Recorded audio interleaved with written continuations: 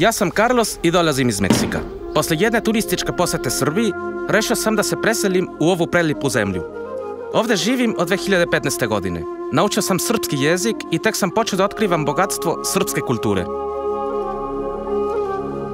Danas mi je drugi dan u srpskoj Burgundiji, Topoli. Juče sam probao burek kod Uljaja.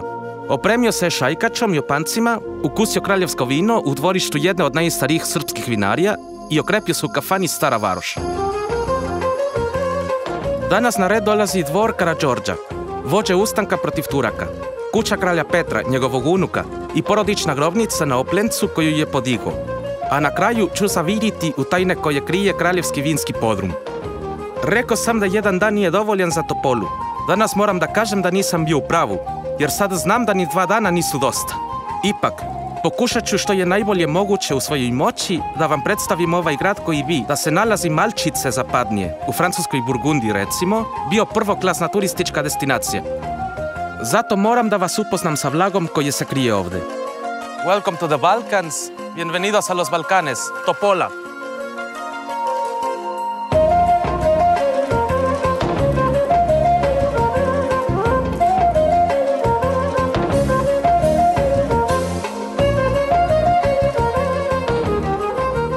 U prošloj epizodi nagovestio sam da je dinastija Karađorđević ostavila neizbrisiv trag na ovom mestu. I to kakav trag! Iako nije rođen u samoj Topoli, vođa srpskog ustanka protiv Turaka, Crni Đorđe, odnosno Karađorđe, odabrao je Topolu za svoj centar operacija. Ovde je podigao svoj dvor, crkvu i utvrđeni kompleks koji danas znamo po imenu Karađorđev grad. Rivalska dinastija Obrenovića pokušala je da sruši njihova zdanja, ali ona su kasnije obnovljena, pa danas možemo da vidimo kako je Karađorđe zamislio Topolu. Ovde se nalazi i to pod čije ručke je izlivena osnova za krunu njegovog unuka, kralja Petra. O ovome će mi više reći moj vodič, Ivan. A sad vidim da ovaj top nema jednu ručku. Da, ručka je skinuta sa topa 1903. godine po nalogu Karađorđevog unuka, kralja Petra I. Pretopljena je i od dela te ručke izlivena je osnova za kraljevu krunu. Kruna je pozlaćena u Parizu, kralj Petar krunisan u septembru 1904. i ona se danas čuva u Istorijskom muzeju Srbije u Beogradu.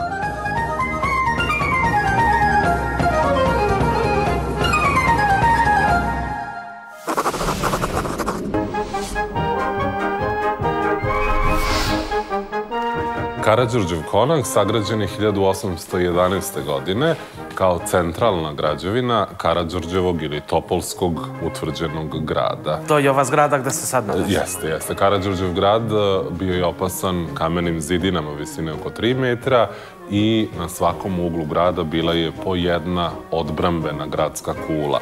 Ono što treba izdvojiti ovde je, recimo, prva zastava ustanika, gde su simboli 3 srpske države, simbol Nemanjića, ruka sa isukanim mačem je simbol Rame, srpske države u slivu reke Neretve i glava divlje svinje probodena strelom, simbol Tribalije, srpska opet država pre dolaska Nemanjića na vlast.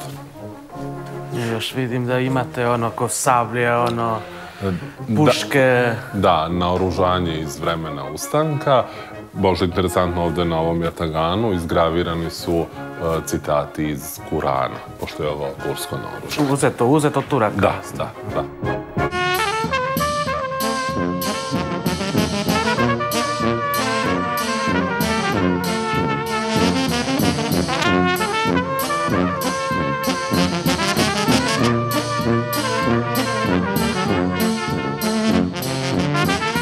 A dobro, sad onako sa ulaznicom samo se vidi muzej ili šta još? Ne, sa ulaznicom koju možete kupiti u bilo kom objektu, obilazite Karađorđev konak i na Oplencu porodičnu grobnicu Karađorđevića, kuću kralja Petra i mogućnosti da obiđete i kraljevsku vinariju.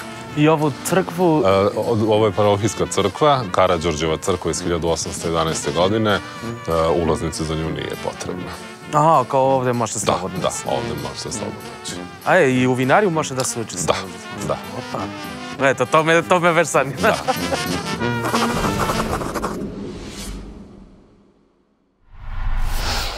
Nisu sva blaga topole u samom gradu.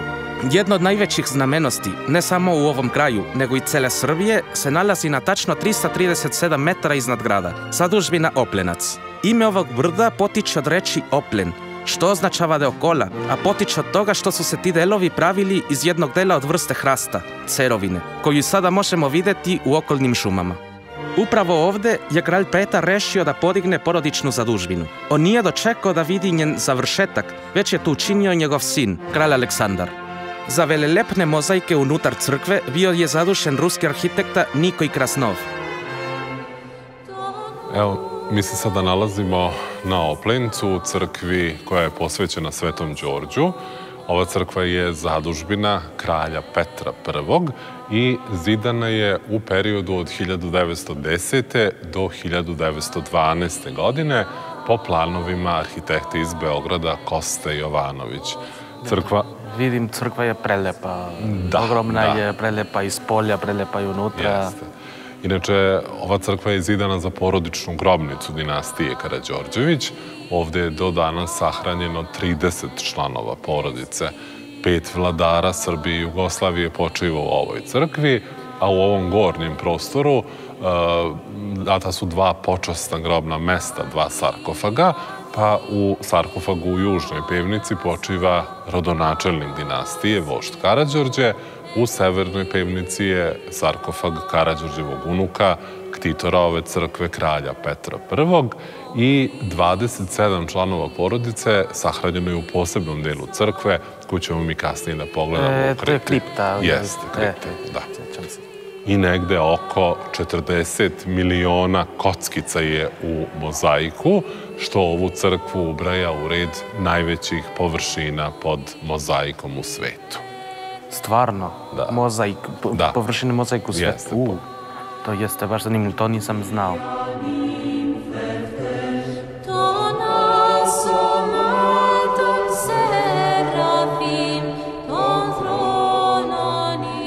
Možda je još interesantan podatak za ovaj centralni svećnjak Polijelej, koji je izliven u Zagrebu od pretopljenog naoružanja koje srpska vojska koristi prilikom proboja Solunskog fronta 1918. godine. Pa je ovaj centralni deo svećnjaka izliven u obliku kraljevske krune, koja je, kao što vidite, okrenuta naopako, u znak žalosti za izgubljenim srpskim carstvom na Kosovu protiv Osmanlija 1389. godine i težak je negde oko 1,5 tonu. Dobro, lijepo što neće nam padne na glavu. Neće, dobri su držači, tako da neće. Crkvu je kralj Petar podigao kao porodičnu grobnicu Karađorđevića, sa namerom da tu počivaju svi članovi dinastije. Bilo je potrebno mnogo vremena da se njegova želja ispuni. Prvo su ovde položeni Petrovi otac i majka, knez Aleksandar i kneginja Persida. Kasnije su sahranjeni blaženopočivši kralj Aleksandar, ujedinitelj Jugoslavije, i njegova žena, neverovatna kraljica Marija. Tek u skorije vreme, konačno, su ovde položeni posljednji vladajući pripadnici dinastije, kralj Petar II i kraljica Aleksandra. Evo, sada se nalazimo u kripti crkve na Oplencu. 27 članova najuže porodice sahranjeno je u ovom prostoru. Među njima su trojica vladara iz dinastije Karađorđević, knez Aleksandar, to je Karađorđev sin, zatim kralj Aleksandar, sin kralja Petra, koji je ubijen u Marseju 1934. godine, i poslednji vladar iz porodice, kralj Petar II. Neobeležene grobnice u kripti su prazne i njih je ukupno 12.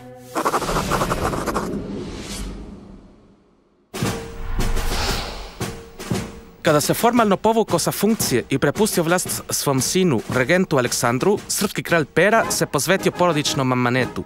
Da bi bolje nadgledao radove na zadužbini, podigao je sebi kuću na Oplencu. Na prvi pogled, ovo ne izgleda kao kuća jednog kralja. Ovo nije slučajno i samo otkriva koju je skromnost Petar imao kao vladar jedne države. Kuća je danas muzej i dom kako za poklone koje je dobijala kraljevska porodica, tako i za neke istorijske artefakte koje je imala u svom posedu. Tako se tu danas nalaze neki vredni eksponati, kao što su portreti vladara, dijadema kraljice Marije, maršalska palica kralja Aleksandra, telegram objave rata koju je Austro-Ugarska najobičnijom poštom uputila srpskoj vladi, ali i tajna večera. Reljef u Sedefu iz Jerusalima, koji je sapao sa oko samom Hermanu Geringu, desnoj ruci Adolfa Hitlera. O istoriji ovih neprocenjivih eksponata će mi pričati draga Irena. Evo sada se nalazimo u kući kralja Petra I. Karađorđevića. Kuća je sagrađena 1912. godine i kralj je ovde boravio, živeo naredne 3 do 1915.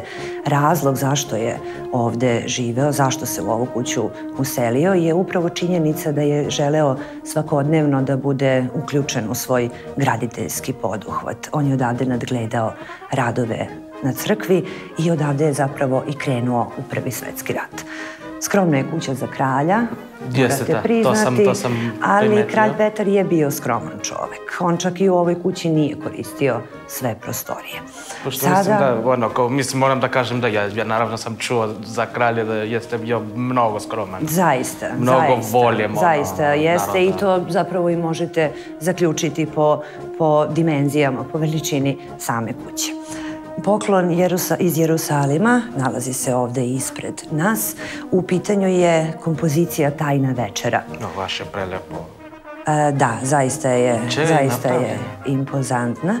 Napravljena je od sedefa. Od sedefa i od neprocenjive je vrednosti, a inače dar je Jerusalimskog patrijarha Damjana kralju Aleksandru. Uručena je 1924. godine.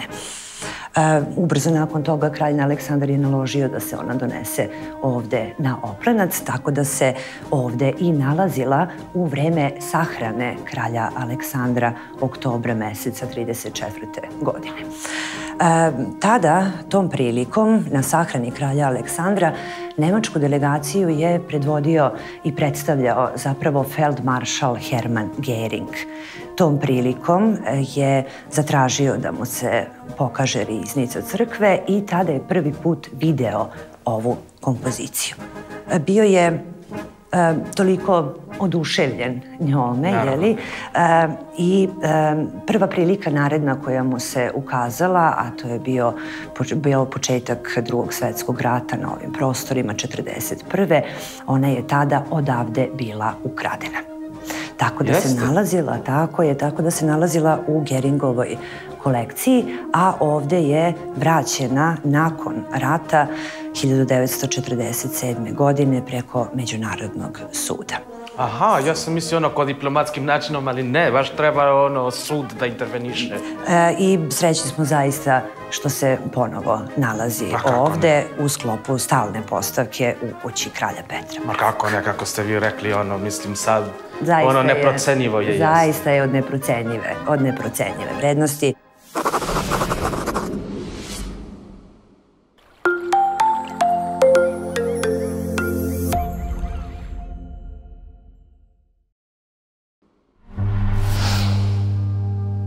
Juče me je ispred kraljevske vinarije sačekao moj domaćini vodič Branimir sa flašom Cabernet Sauvignona i proveo me kroz dvorište kompleksa.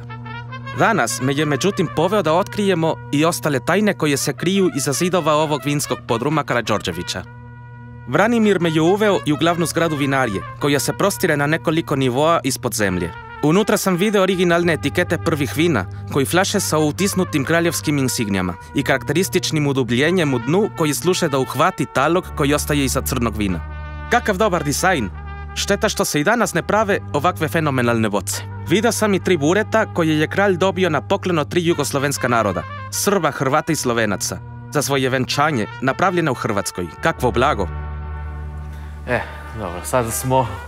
Evo, sad smo i ušli u ovu kraljevsku vinariju. Nalazimo se u centralnoj prostoriji gdje je napravljena 2008. godine i mala muzejska postavka.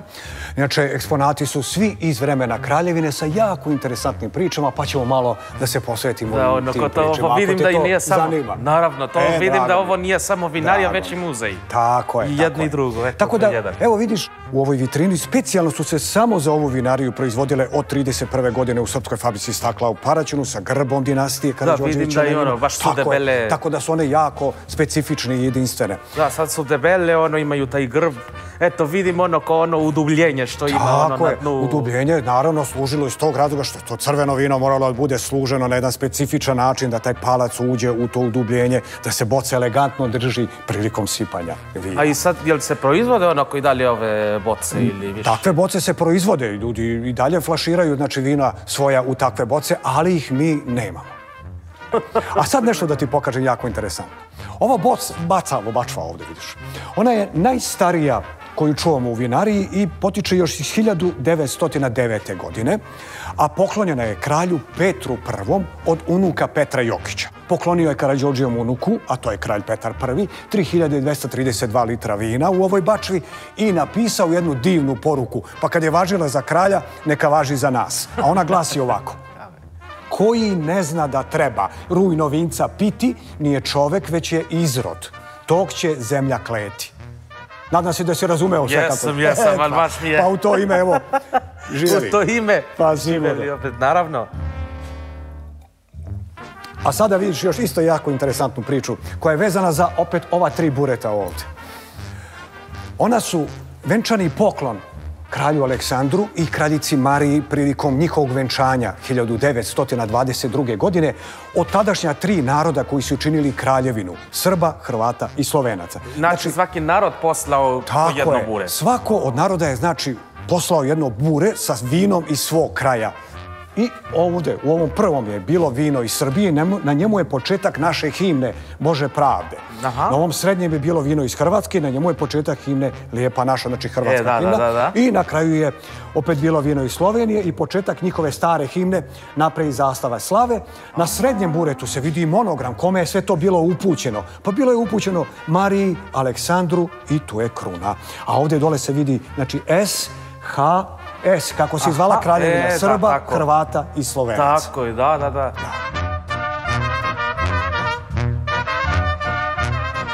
Međutim, taman kad sam mislio da sam vidio sve, Branimir je imao još iznenađenje u rukavu.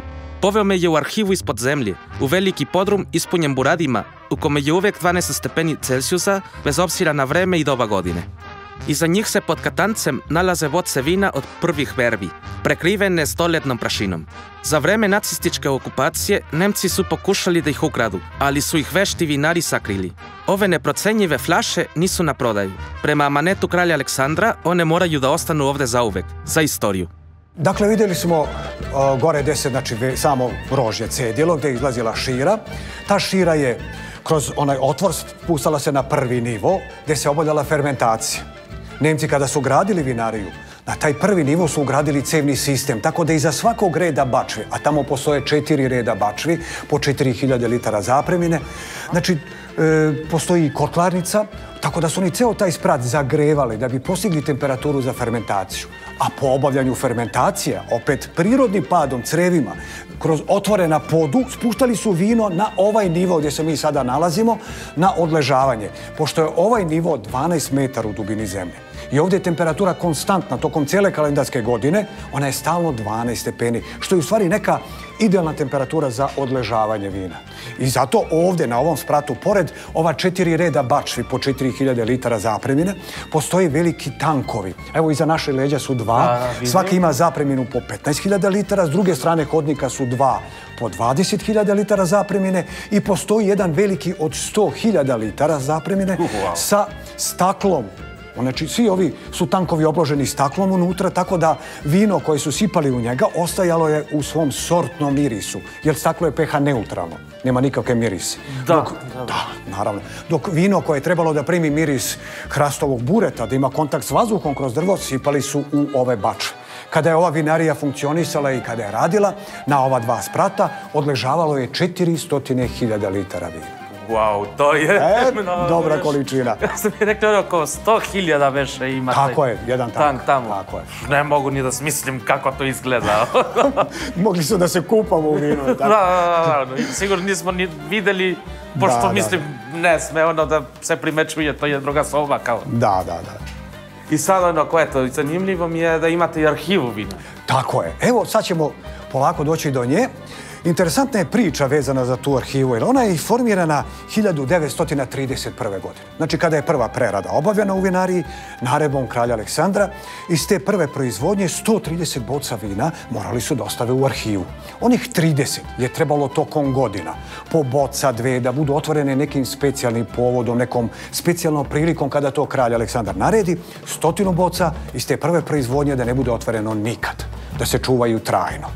Arhiva se naravno bogatila. Svake godine proizvodima vinarije ostavljala se određena količina vina, rakije, vinjaka, sve do dolaska Nemaca 1941. godine, kada kreću da troše što su zatekli u arhivi.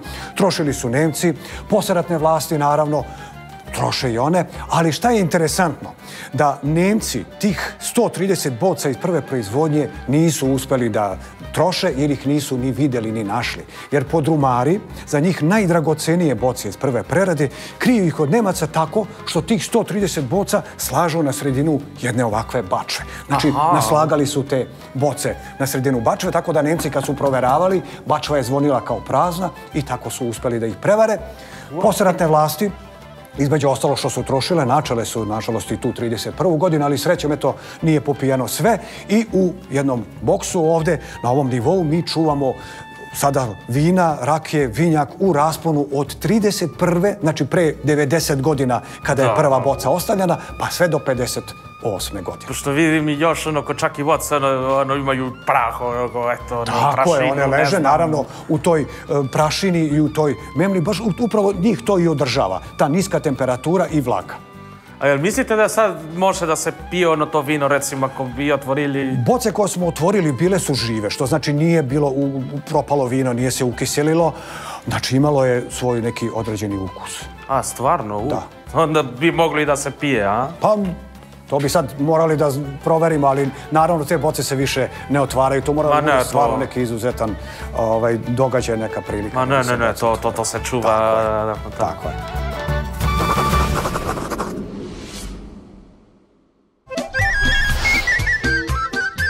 Prošli put mi je moj prijatelj Darjuš bio odličan vodič u kafani.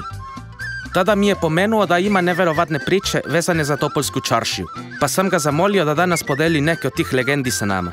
Dobrodošao, Carlos, u Topolu. Hvala puno. Nalazimo se u jednom značajnom istorijskom mestu koje je obeležilo modernu istoriju Srbije. Dobro, mislim, Topola generalno jeste istorijsko mesto, tako da... Jeste. I prošlost Topole je i lepa, interesantna. Ona je nastala na obrancima ovog brda Oplenca, uz jednu rečicu Kamenicu, koja se spušta sa rudnika, gdje su se u 18. veku doseljavali ljudi iz stare Srbije. Okolina Sjenice, najviše, Novog Pazara. Dolazili su u potrazi za novom zemljom, pošto je Šumadija bila pod šumama.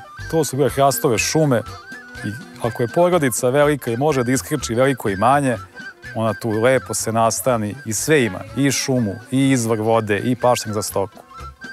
U mestu je bilo i trgovaca, i zanatlija, i Topola se razvijala. Tako da sve što vidiš danas u Topoli potiče od tih ljudi.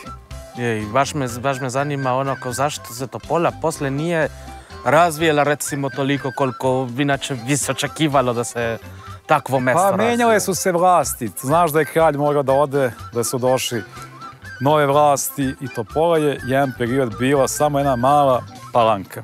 Kao i mnoge drugi u celoj Srbiji i tadašnjoj Jugoslaviji. Ali to vreme i ono je prošlo. Mi danas živimo u Topoli koja se obnavlja, opet kraljevi vinogradi rađaju, opet svom vinogradu pravi lepo vino, kao što vidiš. Naravno. I verujemo da će ljudi dolaziti. Znaš i sam, evo ja čujem, ljudi često dođu u Topolu, pitaju da li ima neko lepo imanje u Topoli. Mislim, naravno, mislim, eto vidim kod dosta tih vila, Pa dobro, dolaze ljudi prije svega dolaze, vinogradari dolaze, ima jedno selo Lipovac pored Topole, kaže ima 15 vinarija. Sve to posljednjih 20 godina. Bravo, mislim, svaka čast, još opet razvija se. Razvija se Topola i eto, ona ima i lepu istoriju i lepu prošlost, a ima i mogućnost za jedan lep život. Ali mislim, i ti si mi pokazao fotku kako izgledala kafana. Ja hoću da pokažem tebi nešto kako izgleda Topola prije 100 godina, što je od mog dede ostalo, koji u Topoli bio učitelj. I recimo, sad kad bi išao u kafanu neku, jel bi mogao da nađem taj stil života, recimo, ko pre 100 godina, kao? Pa ima ovdje. Jel bi izgledalo nekako isto? Znaš da je sad kod nas prave te etno kafane, da svi vole da to liči. kao što je nekad bilo, ali i to je dobro. I to je dobro. Od toga imitiranja neko će da pogodi. Mislim, ja isto to što kažem uvek strancima ovde, mislim, u Srbiju, kao uvek onako, samo ići u neku kafanu, tako jedno selo, recimo, onako, to je već i jedno turističko iskustvo, ono. Jest. Tako da, mislim, i u Topoli ima toga. Hvala Bogu, da ima i da bude još i više i da ljudi dolaze u Topolu. Mi smo ovde blizu Beograda, blizu puteva. Ne postoji nijedan razlog da ovo mesto ne živi punim plućima. Tako je, slažem se. Eto, ja onako, kad sam saznao da dolazim u Topolu, ja sam se oduševio. Tako, baš mi je drago. I meni isto, dobrodošao. I živeli. Da sve lepo vidiš i osjetiš u Topoli. Hvala ti puno. Uživat ću sigurno.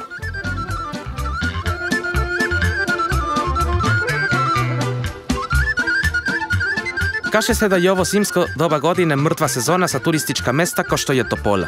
Međutim, ja sam ovdje toliko toga video i doživeo za samo 2 dana. Posebno hvala mojim domaćinima na izvanrednom gostoprimstvu. Jedva čekam da vas ponovo dovedem ovamo u proljeće, kad će ovaj kraj da pokaže sav svoj sjaj.